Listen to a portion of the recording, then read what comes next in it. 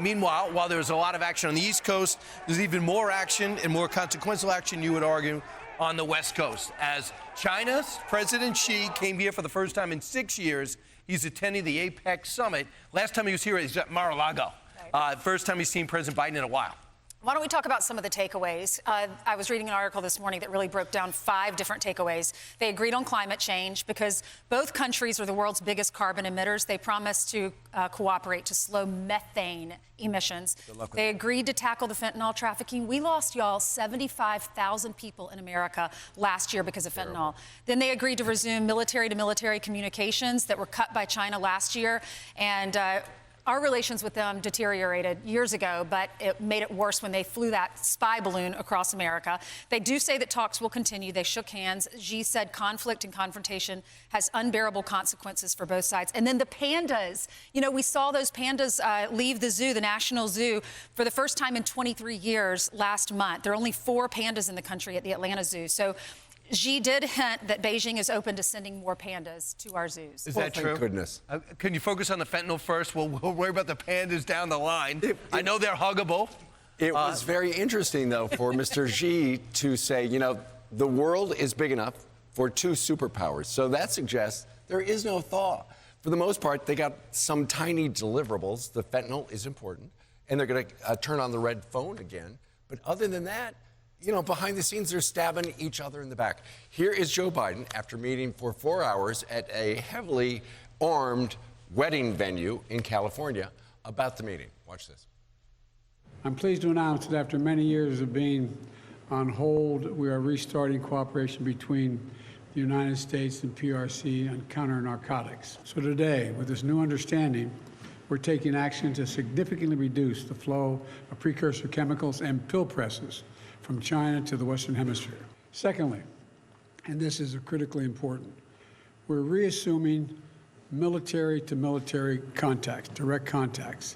As a lot of you press know who follow this, that's been cut off, and it's been very worrisome. Mr. President, after today, would you still refer to President Xi as a dictator? This is a term that we used earlier this year. Well, look, he is.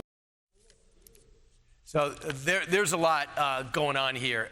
Look, it's great that they had this meeting. Number 2, it's good that they reestablish communications. The phone. But the problem is not us heading off their B-52 bombers. That's what they're doing. The problem is not us knocking out, interdicting their destroyers. That's what they're doing. The problem is not us sending spy balloons across China. That's what they're doing. True. This is their problem. They're the belligerent power who seems eminently jealous of us. And I think the best example is Taiwan. What is their problem with Taiwan? This small island is remarkably productive, and the people are happy. They have freedom. They had control over their lives, and they need to crush it, and they need us out of the way. Well, not just that. There was no mention of TikTok and the influence that is having on our kids. Yesterday, I read a piece in the Rolling Stones about this viral TikTok that's going viral. And in that TikTok, it talks about Osama bin Laden's letter to America on why he did what he did on 9/11. And this really speaks to what's happening in the country. Right. This is what he said: the creation and continuation of Israel is one of the greatest crimes you and your leaders have ever done. Each and every person whose hands have become polluted in the contribution toward this crime must pay a price. And so this is circulating on TikTok now. Of course, China knows this is happening. They want this to happen as justification on the attack of Israel from Hamas. And so they're winning the propaganda war. China is supporting them in this effort, and our president didn't mention it at all yesterday in their conversation. And think about this, Lawrence. Think about who is doing more damage to Muslims. They have millions in concentration camps, and they're worried about Israel and a democracy where thousands of Muslims and Arabs are able to work inside Israel.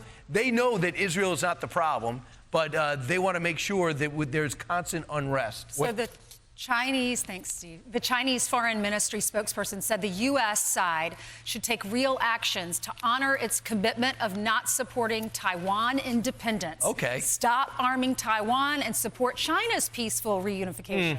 China will realize reunification, and this is unstoppable. And that's the terrifying part.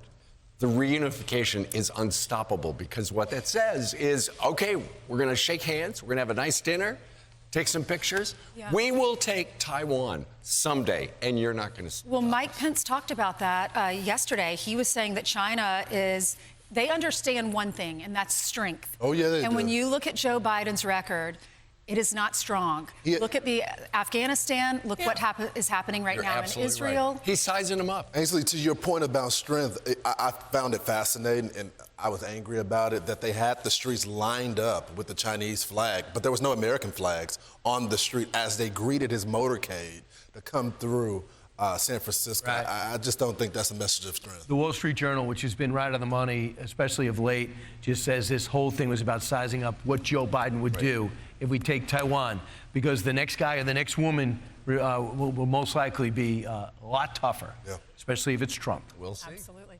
I'm Steve Ducey. I'm Brian Kilmeade. And I'm Ainsley Earhart. And click here to subscribe to the Fox News YouTube page to catch our hottest interviews and most compelling analysis.